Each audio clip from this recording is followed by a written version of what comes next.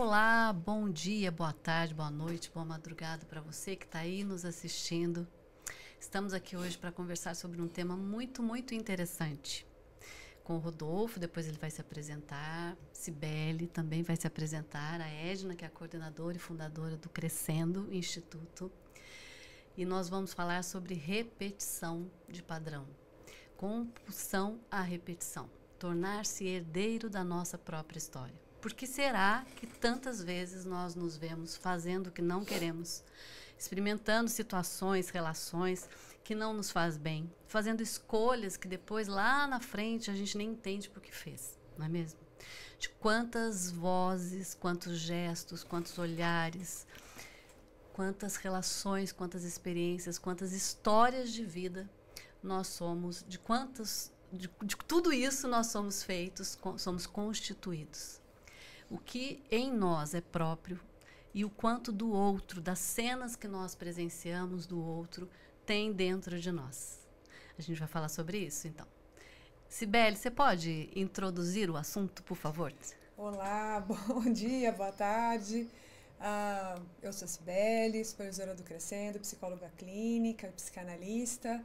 Bom, é um tema muito caro, a psicanálise é um tema que está na base da fundação do aparelho psíquico, né? O Freud trouxe para a gente essa ideia de um aparelho que tem um moderador, e esse moderador está sempre operando algo que reaparece, algo que nunca necessariamente é uma novidade, né? Então eu diria que, com certeza, a repetição é um tema bem importante. Sim. Rodolfo, o que você tem a nos dizer sobre isso, assim, né? Eu acho que nós que atendemos consultório e na vida cotidiana, eu acho que uma pergunta que é muito presente, né, implicitamente, é por que estou fazendo o que estou fazendo se eu não quero fazer, né? E isso tem a ver com o padrão de repetição, de padrões, repetição de padrão. Bom, primeiro, então, bom dia. Queria que você se apresentasse antes de mais nada, por favor, Rodolfo. Bom, primeiro, meu nome é Rodolfo, também sou psicólogo, psicanalista, docente em psicanálise, supervisor clínico e coisas da vida, né? Como a gente brinca, esse é o currículo morto. Currículo vitae, a gente conversa em outro momento, né? Das coisas boas da vida. A repetição é engraçado porque acho que um tema muito comum, um exemplo muito comum, essa história que a gente ouve muito nas ruas, né, dos colegas, na família, o tal do dedinho podre. Ouviram, né? Como? Esse, aquele, assim, quer dizer, olha, eu não sei, né? Foi aquele quando vê o embuste, quer dizer, é o mesmo e vai se repetindo, né? Ou às vezes aquelas situações do trabalho, né? Nossa, eu tô aqui para conseguir tal coisa, mas de repente, olha, eu não sei que azar, né? E muitas vezes a gente vai atribuindo isso a circunstâncias da vida, ao ambiente, né? Ao outro, né? Ao outro, ao externo, né? E acho que como a Cibele começou a introduzir, a gente não se dá conta que muitas vezes isso tem a ver com o nosso próprio padrão, né? Com questões que são também internas a nós, né? Então eu diria que a repetição, ela está na vida, tá? Ela não é só para a pessoa que sofre de alguma questão, né, mais séria, mais grave, mas todos nós participamos de repetições, né? Então isso, de alguma forma, isso pode ser bom e fica como, né, ou algo comum que passa na vida, como uma coisa que a gente pode, escolhas, olha, eu tenho uma tendência tal, né? E não se dá conta que tem aí já uma certa predisposição, digamos assim, mas também, né, e acho que esse é um pouco do que a gente está falando hoje aqui, pode causar sofrimento, né? Pode causar um empobrecimento da vida, né? E acho que é disso que a gente precisa olhar com mais cuidado. Herança é inevitável? Sim, né? É inevitável, mas ela é passível de mudança. Sem dúvida. Né? Sem dúvida. Eu acho que ela é Não é uma sentença, né? Não muito é uma pelo sentença. Contrário. Acho que essa herança, a gente precisa pensar sempre não como aquela herança genética, né? E a gente se afasta um pouco, então, aí, para quem está nos ouvindo, para pensar essa questão da biologia, né? Não é uma coisa assim, como um DNA, né? Então, e é muito comum a gente ouvir nos consultórios, não, porque acho que não tem mudança, né? Porque meu pai era assim, minha mãe falou que eu herdei isso de um tio, né? Bom, a primeira coisa que você diz assim, olha, ainda não foi provado no DNA que você precisa ser assim, que você precisa agir de certa forma. Quer dizer, vamos olhar, então esse padrão tem muito mais a ver com a forma que a gente vai se articulando, né, e se criando na vida. Sim, e o interessante é por que nós repetimos, né? Acho que essa é a grande pergunta de 1 milhão.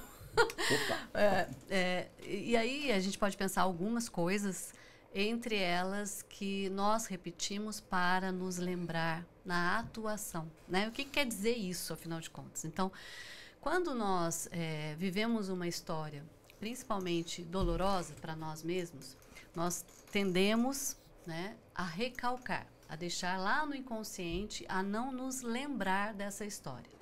Só que essa história, ela está inscrita no nosso corpo, no nosso coração, na maneira da gente atuar na vida. E ao invés, na realidade, da gente ter isso, né, no consciente, como está no inconsciente, a gente atua aquela história. A gente repete aquela história. Num padrão de repetição tal qual, pode ser a negação daquele padrão, porque tem várias maneiras dessa repetição acontecer, não é só a cópia, né? Sei lá, meu cuidador, minha mãe, meu pai fazia de forma X, eu faço exatamente de forma X. Não é só assim que a repetição acontece. A repetição acontece também negando um padrão, porque você está preso àquele modelo, àquela referência da mesma forma, né? Que a gente chama de repetição, de transmissão, de repetição negativa, né? No sentido da negação daquilo que você não simbolizou, você nem acessou, está lá muito guardado no seu inconsciente. Não é, Edna? Sim. Concorda? Totalmente. Então, tá bom. Então, ouvindo vocês três falarem, me deu um Big Bang aqui, eu pensei num monte de coisa. Vamos ver se até o nosso encontro terminar, dá para eu colocar tudo que veio na minha mente. Em primeiro lugar, eu acho assim, acho que a gente é herdeiro da história dos outros. E a gente faz da história dos outros a nossa história. Dentro dessa situação de identificação, né? Porque eu acho que temos a questão da herança que se impõe, né? Se impõe pela genética, pela questão hereditária, mas nós temos também algo da gente, a partir do nascimento, que faz com que a gente, entre aspas, a palavrinha leiga, depois eu explico, imitação, né? A gente tem essa condição inata de imitar os outros. Psicanaliticamente falando e psicologicamente falando, isso se chama identificação. Então, nós utilizamos os outros para nos rechearmos dos outros através deste processo de identificação, né? E a partir daí que a gente vai colhendo a história dos outros e vai repetindo aquilo que o Rodolfo falou, vai repetindo esta história dos outros em nós mesmos, né? Essa é a primeira situação. A herança fica a partir daí, deste modelo de identificação. Hoje nós temos a tal da epigenética, não é? Que já coloca a interferência no meio ambiente naquilo que poderia ser apenas hereditário. Então, é possível hoje, sim, cientificamente falando, é possível hoje eu saber que eu tenho uma probabilidade de desenvolver certo padrão bioquímico, neurológico e até mesmo comportamental e também não desenvolvê-lo. Nós temos esse padrão, mas nós temos também a possibilidade de não desenvolver este padrão de acordo com o meio ambiente, né, onde nós estamos. Mas isso fica para uma outra questão. O texto do Freud, recordar, repetir elaborar. E elaborar, né? Acho que é um texto que a gente pode ler de duas formas. E eu acho que a base da nossa conversa hoje é esse texto, né? Eu acho que o próprio título já diz. A gente recorda, como a Andréa falou, recalca, depois recorda, repete, e tem, entre parênteses, eu coloco aí no título do texto, né? Tem a possibilidade de ter a esperança de elaboração. Então, você sabe que eu acho que é por isso que a gente repete. Não é? A gente acrescentar só um detalhe a isso, assim, é isso que você fala e um pouco disso que o Rodolfo trouxe também, que é a questão inconsciente. Então, quando o paciente chega, quando a pessoa até numa fila, né, na vida, conversando com outras pessoas, ela apresenta um sofrimento, ela fala do dedo podre, mas ela não tem a menor consciência que ela está repetindo um padrão. Sim, então, eu estava dizendo que a gente pode ler esse texto de duas formas, né? Que ele é bem profundo, inclusive. A gente pode ler num sentido mais... eu li e entendi. Mas se a gente for se aprofundar, o Freud, como sempre, com grandes sacadas, grandes dicas de vida, né? Se a gente for se aprofundar, a gente está ali na própria palavra elaboração, embutida a esperança. Não é? Porque se eu elaborar, né? Eu vou sair, quebrar este padrão inconsciente de repetir e recordar. Isso é muito bonito, né? É o que nos coloca de pé na vida. E dentro da psicanálise, qual é a esperança? É a transferência. Dentro do contexto analítico, clínico, é a transferência, né? Psicanálise clínica. Da psicanálise clínica. Né? Dentro do consultório, que é um meio de cuidado, né? Dentro do consultório é a transferência, né?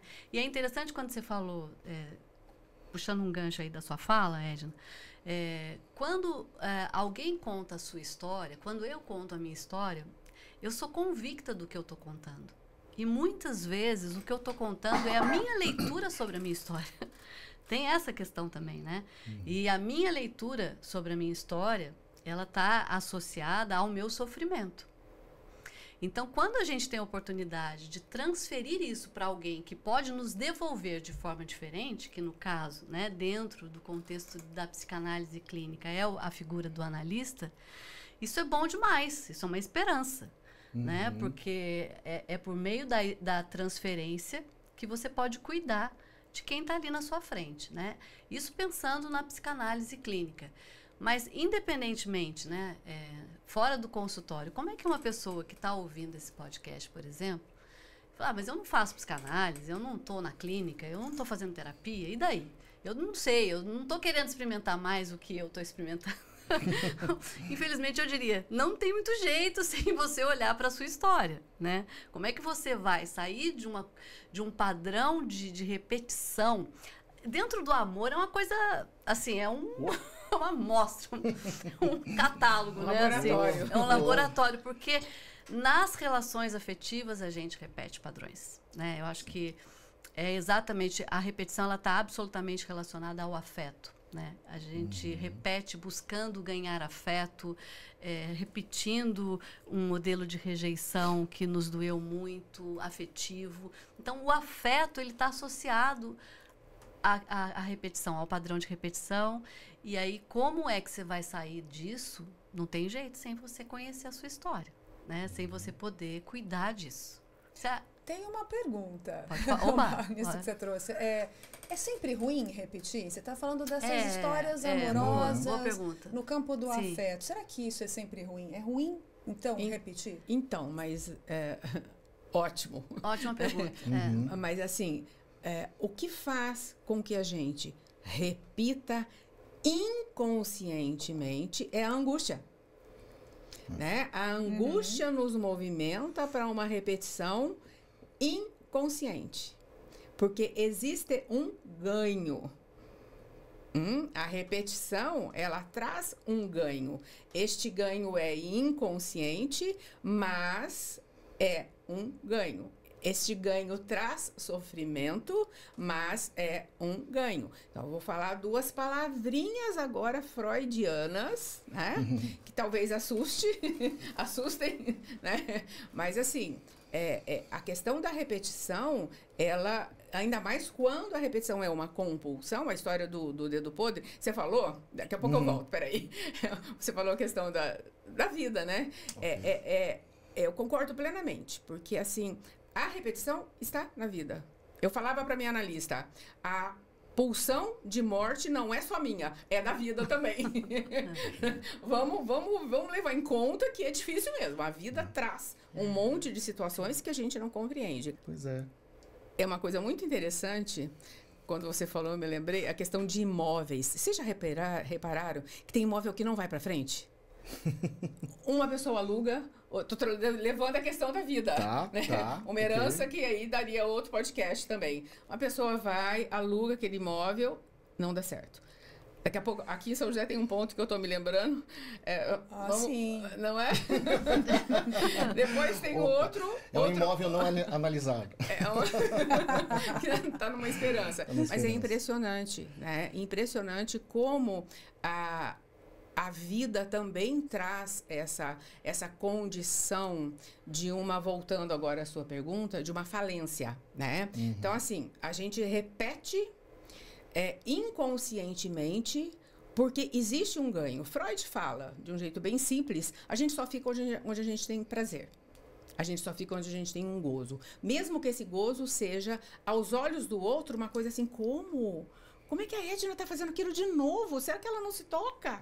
Não é? Porque inconscientemente eu não estou percebendo aquilo porque eu tenho um ganho. Este ganho é da pulsão de morte, são as duas palavrinhas, né? Que eu falei que são assim difíceis da gente até compreender, mas vale a pena, porque isso aqui também é algo didático, né? É o podcast do Crescendo, a pulsão de morte e o masoquismo. Não é? Ou seja, eu estou sofrendo, mas eu estou repetindo. Agora, de propósito, voluntariamente não. É claro que involuntariamente e inconscientemente. E aí, voltando à sua pergunta, né? Para finalizar a minha fala, eu repito, apesar de sofrer, porque algo me move a essa repetição, que é a angústia. Eu vou acrescentar que a repetição de padrão, que é uma palavra sua, né, do tema, inclusive, a repetição de padrão, ela se dá porque, de um jeito torto, eu crio a minha identidade repetindo.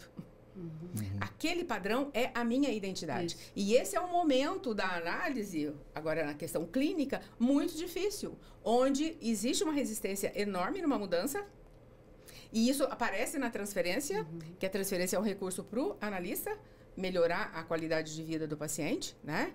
Onde ele, inclusive, pode interromper o processo psicoterapêutico, analítico, porque ele não quer mudar. Você falou a palavra quebrar, né? Então, você tinha dito quebrar padrões, né? E quando você falou quebrar, eu falei, como é difícil quebrar um padrão? Porque o quebrar um padrão quebra o sujeito. Perde a identidade. A pessoa se quebra, né? Então, assim, às vezes um processo terapêutico, psicoterapêutico, né? Psicanalítico, ele não é bonito, não é?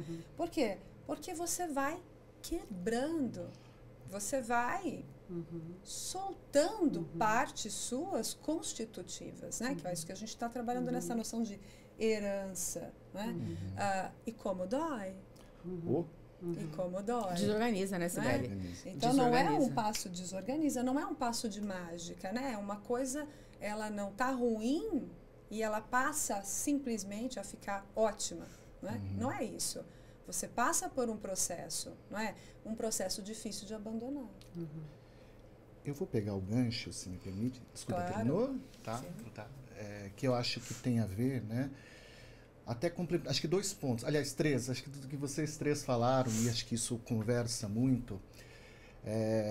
Primeiro de pensar essa coisa de, bom, por que então é só bom ou ruim, ou por que eu insisto em algo ruim, né? A Edna falou desse ganho secundário. Eu vou também usar, eu vou lançar a mão de uma palavrinha aí, de um palavrão também psicanalítico, né? Então, perdoe quem está ouvindo o psicanalês, mas o próprio Freud tem muito assim, a repetição existe porque a pulsão insiste, né? Então, assim, é importante a gente lembrar que quando a gente fala em satisfação, né, da repetição, satisfação não é a mesma coisa que prazer, né? Então é muito comum a gente ouvir, pô, mas eu não quero, como assim eu estou repetindo? Isso não faz bem para mim. Por que eu estou, né? Então, na verdade, não é prazer, não é essa coisa assim, eu gosto. A satisfação, né, nessa coisa da pulsão, que ele encontra esse lugar de ganho, inclusive, é porque há uma tendência, diante de uma situação na vida que marcou aquilo gera uma tensão, né? E isso busca no corpo uma forma de escoamento, uma descarga, né? Isso que a gente está chamando de pulsão, né? Uma coisa econômica, quer dizer, de você aumentou a temperatura, opa, né? Falando em outros termos, a gente precisa baixar. Então, nesse sentido que a repetição, ela vem, né? E nesse texto, alguns dizem que é o melhor texto clínico do Freud, inclusive, né? Apontam, ou pelo menos dos mais lidos da clínica, né? Que é o recordar, repetir, elaborar, e a Edna tem razão, a gente normalmente recorda, repete, para quem sabe elaborar, né? Mas justamente a gente repete, né? Ou seja, a gente passa um ato normalmente para não lembrar, né? Exato. É normalmente para não lembrar, né? Por isso que é essa questão inconsciente, né? Então, e aí eu puxo o gancho porque você falou antes, pô, mas como é que eu vou saber? A pessoa, não tô afim, não tenho dinheiro, né? Na minha vida, como é que eu posso repensar? A primeira coisa, assim, quando a gente começa a se dar conta, seja do dedinho podre, né? Essas coisas assim, nossa, parece que isso já aconteceu na minha vida. Nossa, essa história não muda. É diminutivo a gente se perguntar, né? Por que será que isso, né? Por que esse prédio não é alugado?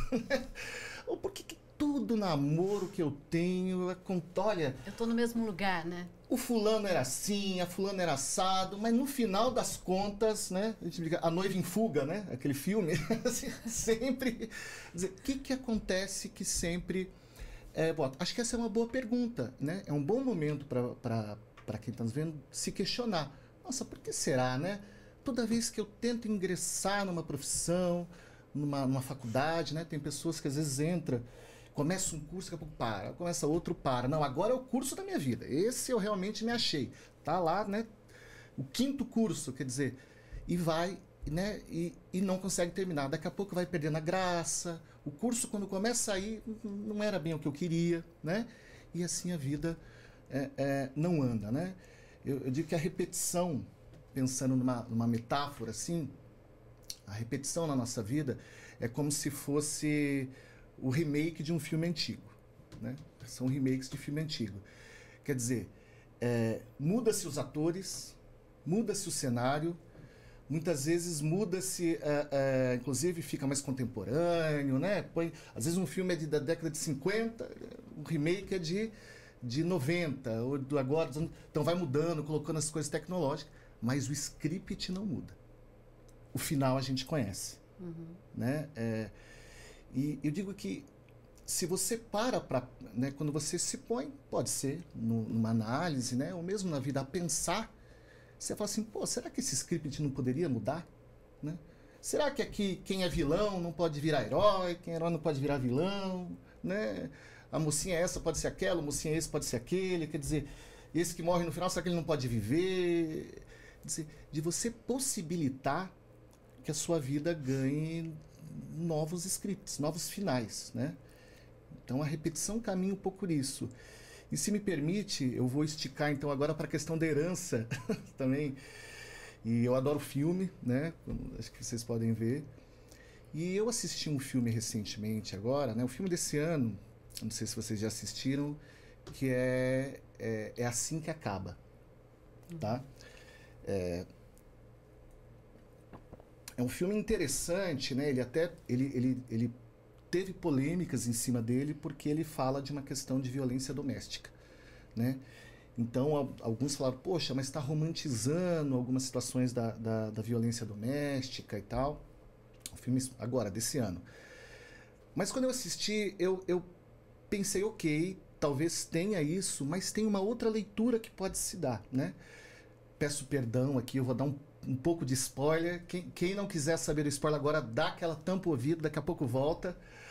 Mas, assim, era uma moça que ela via violência, né? Presenciava a violência do pai batendo na mãe, né? Conta até aí, a gente não sabe de avó, se ela presenciava isso. Ela se casa depois, enfim, tem todas as questões que o pai sai da cidade, vai para outra, se casa, né? E aí até ela começa com ela no enterro do pai, ela não consegue dizer coisas boas sobre o pai. Então tem algo de simbólico ali também, né? Porque depois ela vai poder dizer, de uma ressignificação, né? Mas ela então, quando se casa, ela começa a se ver em situações assim muito sutis que vão demonstrando a violência. Ou pelo menos parece sutis. Porque então tem uma cena ali, né? Começa a cena da violência, embora a violência já estava um pouco embutida no jeito do cara todo romântico, galã, tratando ela com amor. Mas numa cena que cai alguma coisa, ele queima, ele levanta e como se ele levantasse meio no impulso e acertasse ela. Aí depois uma outra cena, eles têm lá uma discussão, um desentendimento por conta de ciúme da parte dele, ele vai sair, ela meio assim tropeça e cai na escada. No momento que isso é muito interessante, que no momento que ela ressignifica isso, então a gente pensa, poxa, e ela lá toda apaixonada, e, né, logo em seguida aparecia ele todo cuidador dela, né, depois dessa cena. Mas aí, quando ela começa a ressignificar isso, aí o próprio filme mostra como se fosse a própria lembrança dela olhando. A cena que ele levanta ali, ele não esbarra nela. Aí ela se dá conta, ele levanta e dá um soco nela. Na escada, ela não tropeça ali, ele empurra ela, né? E aí vão ter outras cenas assim. E bom, e o porquê que é o assim que acaba? E acho que tem tudo a ver com essa nossa conversa dessa herança, né? Meio geracional.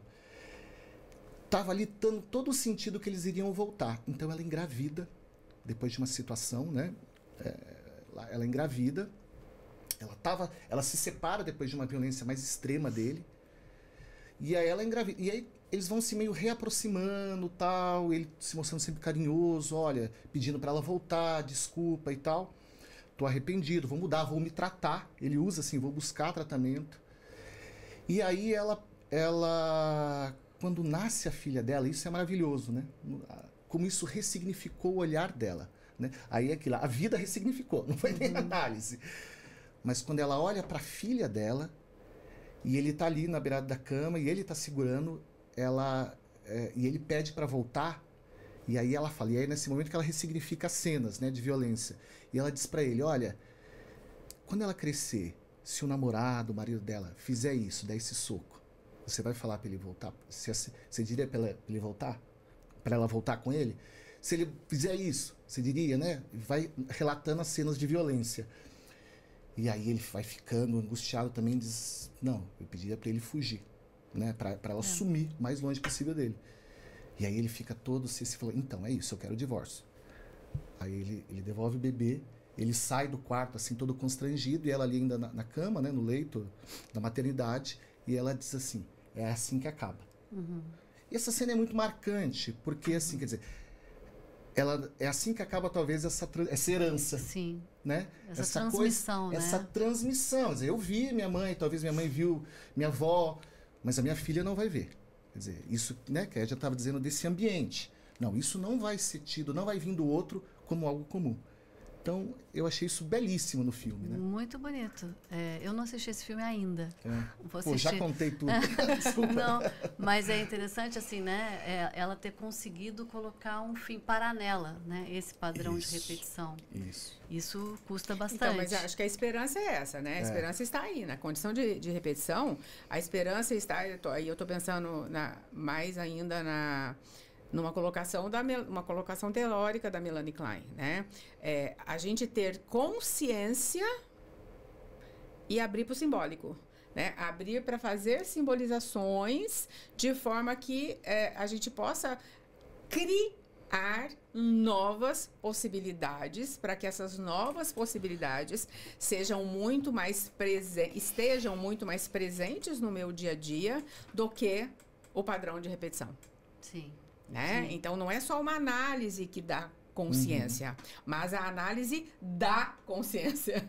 Né? Por isso que é extremamente importante, porque aí, Rodolfo, ouvindo o que você estava colocando, a gente já caminha também para algo que fica, eu diria assim, o pano de fundo base do texto, recordar, repetir e elaborar, o pano de base da repetição, que é a questão da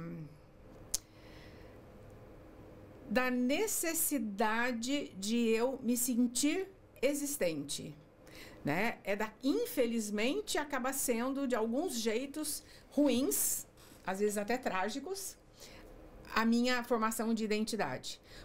E a palavra para isso, né, é trauma, né? Ouvindo o que você estava falando, é a questão do trauma. Eu vivo muito, eu, ser humano, vivo muitas vezes em cima de traumas sem saber disso. E aí eu vou repetir. E a esperança é saber disso. Exatamente. Sim, a esperança... É trazer a consciência, sim, né? E é por isso que eu repito, inconscientemente eu repito, para tendo a esperança, inconsciente também, de sair disso. Agora, a análise, ela dá a psicoterapia, né? Ela dá, de uma forma geral, a condição, cada uma com a sua técnica, ela nos oferece, como pacientes, a condição de sair dessa condição, dessa situação traumática e passar a inovar dentro do meu psiquismo, que antes vivia sobre um trauma, novas possibilidades de vida, de relação com o mundo. Quanto mais recalque, mais repetição. Exatamente. Mais angústia, mais repetição. Sim. Mais repetição, mais angústia. Tem um elemento interessante no texto, né? Recordar, repetir e elaborar, que é um tanto difícil de articular. Vamos ver se a gente consegue pensar alguma coisa assim. O Freud vai dizer que a repetição, né? Então vamos dizer, esse tempo de repetição, ele é um tempo em que o sujeito tenta tomar controle do trauma, tomar controle dessa angústia. Né? Quer dizer, ele opera ali alguma coisa que... É curioso dizer isso, assim, né? É como o Rodolfo disse, assim, né? Não romantizar as dificuldades da vida, enfim, não é isso, né? Que eu quero dizer, mas às vezes você está preso numa situação dessa, né? Numa armadilha, numa herança dessa, talvez às vezes essa é a única, né, maneira de sair, a maneira de quebrar, não é? Então, assim, não sei se eu estou conseguindo me fazer clara, né? Assim, não é que o sofrimento, ele é uma escolha, não é? Talvez ele seja inerente à vida, não é? Mas uma das únicas possibilidades de simbolizar e criar é a partir de você tomar não só consciência, mas de você atravessar. Perlaborar. O perlaborar. Aí eu já penso assim...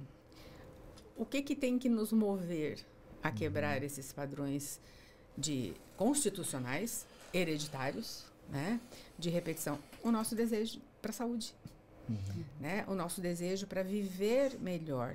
O que muitas vezes é incompreendido pelos que estão à volta, não é? A gente tem uma atitude de corte e muda. Como você está diferente? Por que você mudou? Por que você fez isso? Por que aconteceu tal coisa, né? Para ter saúde. Você falou uma coisa extremamente importante, porque o padrão de repetição, ele dispensa o próprio desejo. O próprio desejo não existe. E a morte do próprio desejo é que traz o sofrimento e é que impõe um ritmo de repetição sem que a gente se dê conta. O meu desejo ficou lá atrás, eu estou fazendo outra coisa. Né? É aquela história, né? O que eu quero e o que eu desejo. Eu acho isso bem, bem interessante. Mas eu estava aqui ouvindo vocês também e pensando num tanto de coisas. E eu fico pensando assim, que eu acho que é interessante a gente trazer, quem é o sujeito da repetição? A gente poderia pensar em uma pessoa que não se conecta com o que vive, pouco aberto para novas experiências, pouco criativo. O que mais que vocês poderiam pensar assim? Quem é a pessoa que está sempre repetindo aquilo que não gostaria de experimentar? Olha, eu não sei se é só um pouco criativo não, viu? Ou nada criativo, talvez. Né? Eu diria, mas eu acho que isso, a repetição, né, como talvez eu comecei a falar, ela faz parte desse do psiquismo, tá? Né, acho que tem coisas de alguma coisa importantes que se repetem, né? Mas não tem só isso, não né? Não tem Rodolfo? só Sim. isso, né? Até pegando um pouco a deixa do que a Cibele falou, né? Sobre essa necessidade de controle, e aí caminhando um pouquinho na teoria, né? Freud modifica, inclusive, avança um pouquinho, né? Ali depois no pós-guerra, né? E no texto de 1920, que chama mais além do princípio para além do princípio do prazer. onde ele até lembrando assim, dos sonhos de guerra, né? Então, isso acontece com a gente mesmo. Puxa, nossa, aquela situação ruim, e você fica voltando, pensando e lembrando, né, daquilo. E ali, né, eram os soldados que voltavam da guerra e tinha ali, eles reviviam o campo de batalha nos sonhos, né? Você pensa, bom, isso não gera prazer, isso gera muito desconforto, né? E aí depois ele conta de uma experiência. Freud também observava muitas coisas da vida, né? Do dia a dia ali. Então, na casa da filha, acompanhando o netinho, né? Tem uma situação muito clássica e conhecida, assim, onde o netinho dele ali, de 1 ano e meio, 2 anos, estava ali brincando e jogava, né? Um carretel com linha, assim, na ausência da mãe, nas pequenas ausências da mãe. Jogava esse carretel, o carretel ia para baixo do berço, da cama, ele puxava de volta, né? E nisso, ele, ali numa lalação, fazia sons que o Freud, é o famoso Fordá, né? Que o Freud entende como assim, algo parecido como sumiu, desapareceu, apareceu, para a gente, né, resumir assim.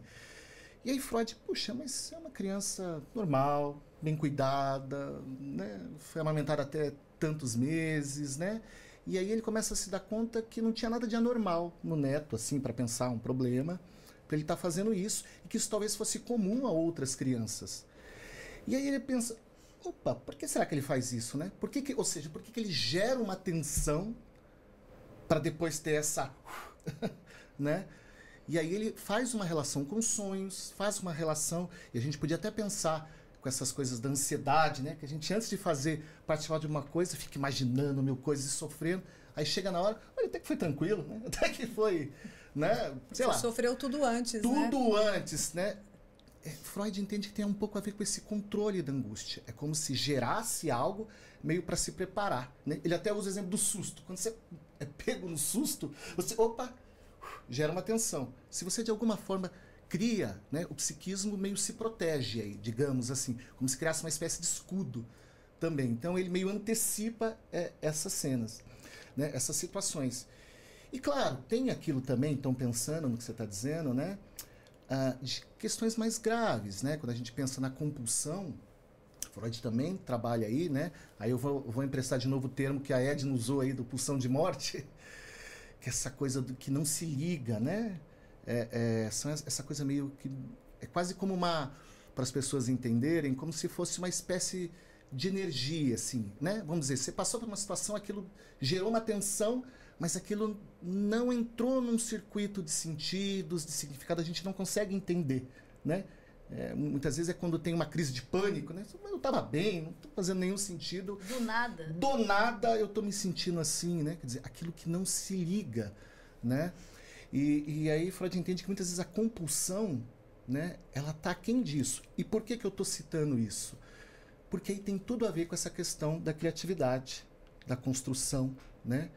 Porque é onde você às vezes precisa dar sentido a alguma coisa.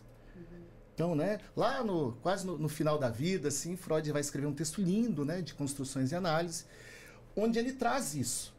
Às vezes a gente constrói coisas, e na vida é assim. Quer dizer, vai ampliando, né? Vamos dizer, o script vai mudando do filme, né? Então aquilo que às vezes só angustiava e só causava aquilo, né, fazia você entrar em algum tipo de adição, em alguma coisa assim, enfim. Aí tem outras questões envolvidas, mas que você repete de uma forma compulsória e te causa muito sofrimento fazer aquilo, né? Você talvez começa, através da criatividade, da esperança, de ampliar o seu mundo, a criar novos sentidos. Então, é muito comum, vocês devem ver, né, muitas vezes assim, em análise, né, a pessoa falando, e de repente ela assim, não sei, eu estou me sentindo melhor. Não sei o que aconteceu. Acho que alguma outra coisa aconteceu na minha vida. Eu digo que esse é o melhor dos mundos na análise. Quando ela nem sabe porque ela ficou boa, né? Porque, ou seja, ela começou a ligar essa coisa, essa tensão que estava ali, descarregando no próprio corpo, a sentidos, a palavra, né? Essa é a nossa esperança, né? Então, eu penso, e a gente até pode estar correndo um risco aqui, né? que a repetição existe para coisas boas também. Sim. Não é? Sim. Só que as coisas boas não nos trazem essa angústia da qual a gente está falando. Sim, exatamente. Só para deixar muito claro, né? As coisas boas por si próprias, elas nos promovem satisfação, prazer e gozo, né? De um jeito direto, de um jeito reto, né? Mas a gente repete as coisas boas também, porque se não repetíssemos as nossas situações boas da vida, como seria a introdução de hábitos para uma criança? Exatamente. Não é? Então, a começar dos hábitos de higiene, né? Então, a educação de uma criança, ela se faz através da introdução e da repetição dos educadores, dos cuidadores e da própria criança de coisas boas, né? Então, não queremos aqui deixar a noção de que apenas a repetição está para aquilo que foi traumático, para aquilo que traz tensão, angústia e necessidade de satisfação, de escoamento. Não. As coisas boas também se repetem. Só que se dilui de uma tal forma, né? É absorvida, né, no dia a dia, de forma que a gente nem percebe que está repetindo, né? Eu acho que é importante assim, quando que a repetição é boa e quando que a repetição traz sofrimento. Eu penso que a repetição é boa quando ela tem o meu próprio desejo, né? Pode até ser uma identificação, pode ser um espelhamento de alguma coisa, de alguém, de alguma cena, mas aquilo me faz sentido. O meu desejo está presente ali, né? Agora, quando o meu desejo não está presente ali, meu desejo está fora de cena e eu só estou repetindo, com certeza tem sofrimento, né? Tem duas coisas importantes, eu acho, nisso que você está trazendo, né? Que é a questão do desejo como aquilo que, de uma certa forma, o sujeito teria. As pessoas teriam acesso, né? Desejo não é vontade, né? Eu tenho vontade de. Então, a minha marca, aquilo que representa o meu desejo, ele tangencia uma certa angústia, não é? E o desejo, que eu acho que é o que a Edna está colocando aqui, como isso que se liga àquilo que é saudável, ele precisa ter um certo, né, que eu acho que é o segundo ponto, um certo critério, que é o de não necessariamente inovar, mas com toda certeza também aproximar. Não é? Aproximar essa pessoa, esse sujeito, não é? De outras. É trazê-lo, né, para um mundo lá fora. Né? E eu chamo atenção para isso porque hoje, nesses tempos, né, quer dizer, as pessoas têm muitas vezes o desejo de ficarem mesmo sozinhas atrás dos seus dispositivos, né? Do seu celular, ali na sua rede social, porque ali encontram vida, o que elas consideram vida, formas de se expressar, não é? Mas até que ponto, não é, isso realmente te convoca, não é? Sentir esse friozinho da barriga, sentir uma certa angústia, sentir um certo desprazer, tá ligado com os laços que a gente faz, não é? Com estarmos no mundo, com darmos a nossa cara a tapa, não é mesmo? De modo que eu acredito que é importante a gente, de uma certa forma, associar. O seu desejo não pode estar só voltado para aquilo que lhe torna alheio. Né? Isso te prende a um campo, talvez, de uma ilusão de autonomia que não é disso que nós estamos falando, né? Sibeli, você poderia dar um exemplo, assim, te ocorre alguma cena, alguma situação, algum filme, sei lá, alguma coisa que... Ai, eu sou ruim de filme, Andréia. Mas eu diria assim, talvez a gente pudesse pensar na juventude de hoje, não é? O quanto muitas vezes você vai ter adolescentes que não conseguem se expressar num meio social corriqueiro, como a escola. Muita dificuldade. Isso vem crescendo. A gente observa nos consultórios, né? O sofrimento que tem sido para algumas crianças, principalmente depois da pandemia, voltarem para a escola. Sim. Nós temos aí daqui para frente uma situação super contemporânea nesse sentido, que eu estou me lembrando de falas, né, de adolescentes a questão da aprovação dos deputados em relação ao celular, a retirada do celular nas escolas. Sim. Isso vai ser revolucionário. Sim. Só uma colocação de exemplo. A ver os efeitos. Não é para a gente abrir aqui, não é o meu objetivo, mas só uma colocação. Eu escutei, e se eu precisar de falar com a minha mãe, como é que eu vou mandar mensagem? Então, assim, é como se aquele dispositivo, a palavra é sua, né? Fosse a única possibilidade de contato. Porque não tem abertura, já é uma geração que foi criada nisto, não é? Não tem abertura para pensar em outras possibilidades. Antigamente, a gente falava com o diretor da escola, porque não tinha orientador, não tinha... né? E, por favor, né? Vai lá no vizinho, avisa o telefone, se a escola não tiver telefone, liga. Olha o tempo em jogo, para falar. Por que tem que ser com a mãe? Por que não pode falar com a coordenadora? Por que não pode falar com a professora? Por que não pode pedir a secretária? Não é?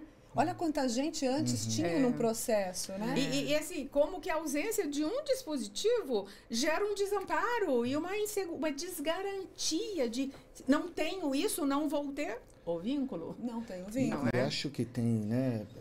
Pensando nisso que você está falando, né? Achei muito interessante o que você trouxe, né?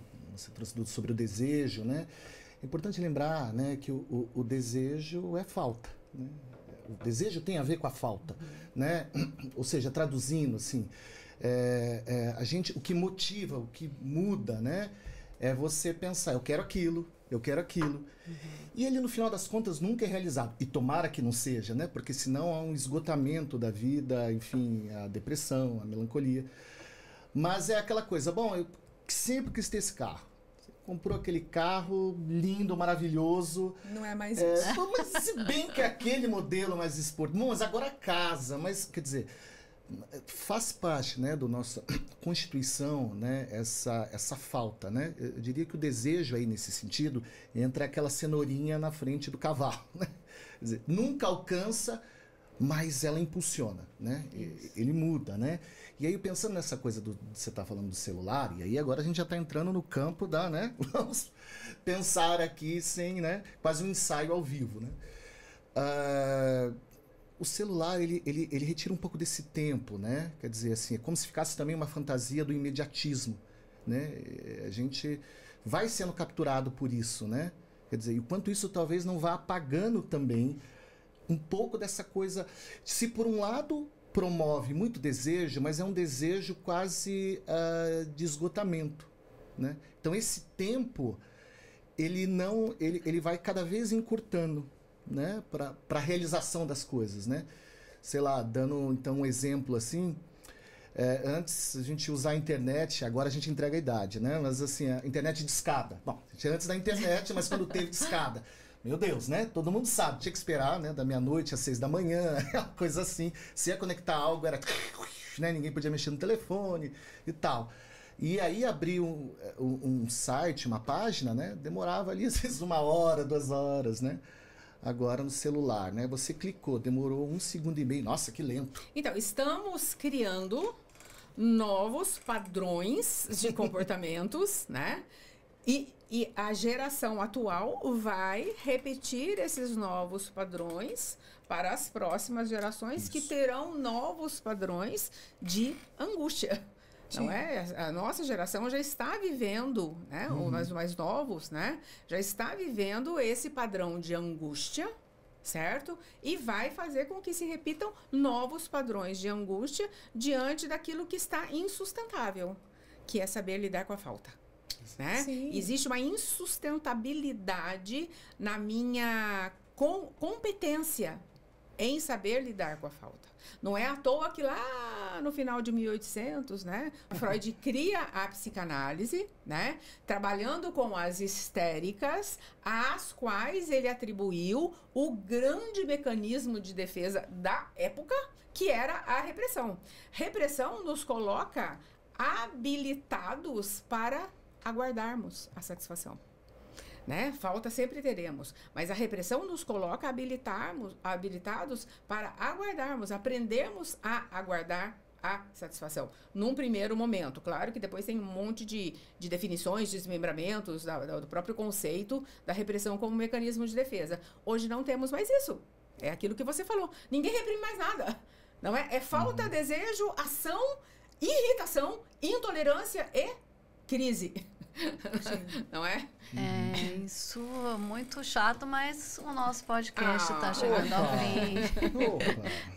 Queria continuar, mas a gente vai ter que lidar com a questão do tempo. Já passaram os 10 minutos daqui?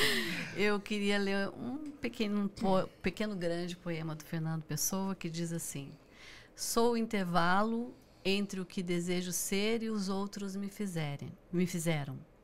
O segredo da busca é que não se acha. Para onde vai a minha vida e quem a leva? Por que faço eu sempre o que não queria? Não sou eu quem escrevo, eu sou a tela. E oculta a mão colora alguém em mim. Eu acho linda essa poesia, né? Álvaro de Campos, Fernando Pessoa. Então... Né? O Crescendo também faz parte de uma repetição. Boa. Ótima. Essa é a repetição boa, né? Gostaria, antes da gente acabar, Edna, que você falasse um pouquinho do Crescendo, por favor. Novamente, né? Uma repetição boa, né? E uma repetição da minha história que não vem ao caso, não é? Mas o Crescendo é fruto de elaborações de repetições, né? Como eu sou a criadora, fundadora, sonhadora, eu costumo dizer, eu sou a sonhadora do Crescendo, estou eu aqui novamente falando para vocês sobre o Crescendo. O Crescendo é um instituto que atende a crianças e adolescentes de baixa renda com vulnerabilidade social e em todos os outros campos, mas o critério para ser aceito pelo Crescendo para tratamentos a vulnerabilidade social. Então, nós atendemos, nós Crescendo, e aqui, inclusive, todos são e foram Crescendo. Rodolfo foi voluntário do Crescendo, Cibele é voluntária e supervisora, Andréia é voluntária e é a coordenadora do Crescendo Podcast, né? E eu sou a Edna, quem sonhou sobre o Crescendo. Então, nós atendemos a crianças e adolescentes com vulnerabilidade social, né? Comprovada, que não têm condições de pagar um tratamento, mas que, com certeza, os pais e talvez até mesmo a própria criança tenham a esperança de quebrarem os padrões de repetição ruins, traumáticos da vida e poderem adquirir uma vida melhor. O Crescendo atende em psicoterapias de qualquer teoria e técnica, em psicopedagogia, em psiquiatria, em fonoaudiologia e já atendeu em terapia ocupacional. No momento de uns anos para cá, estamos sem terapeuta ocupacional para atenderem a terapeutas ocupacionais para atenderem as nossas crianças. Um dos nossos objetivos do Crescendo Podcast é apresentar o Crescendo para vocês também. Apresentar os profissionais do Crescendo, os profissionais da cidade, para que vocês, ao assistirem ao nosso podcast, levem consigo a esperança da divulgação, né? Que o Crescendo seja divulgado para que nós tenhamos mais voluntários, porque as crianças chegam diariamente, os adolescentes chegam diariamente. Então, por favor, voluntariem-se e, por favor, divulguem essa ação voluntária do Crescendo. O que o voluntário profissional ganha? Supervisão de graça do caso. Os nossos grupos de supervisão são sistemáticos, acontecem semanalmente e são uma escola de vida. Né? Nos mostram como psicoterapeutas do lado de cá, né?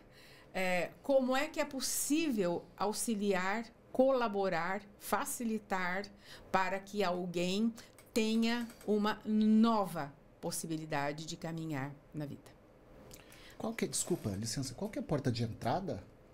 Né? Como que a criança, o adolescente chega? Então, geralmente as crianças e os adolescentes chegam porque ficam sabendo através de vizinhas que fazem o tratamento com seus filhos, enfim, de forma, eu costumo dizer, de forma leiga. Mas aí também, só chegar. Só chegar. Também nós recebemos crianças da Vara da Infância e Juventude, dos conselhos tutelares, das escolas públicas municipais e estaduais, da Fundas, enfim. Chegou, faz uma primeira triagem com a secretária, a triagem documental, depois vai para a triagem fazendo um questionário socioeconômico, depois aguarda na fila de espera para ser atendido. Por isso que nós precisamos de voluntários. Ótimo. Muito bom. Crescendo, então, é um padrão de repetição positivo. Super positivo. Porque tem a ver com o seu desejo e todas as angústias que esse desejo possa carregar. Muito bem. Qual é o seu telefone para fazer análise com você, André? Essa herança a gente aceita, manter. Essa herança é muito bem-vinda. Então, pessoal, é isso. Compartilhem com quem vocês acreditam que possa se interessar, a quem possa também ser ajudado, porque nós conversamos e colocamos aqui, levantamos de reflexão. Um grande beijo e até o próximo podcast. Tchau, tchau. Tchau.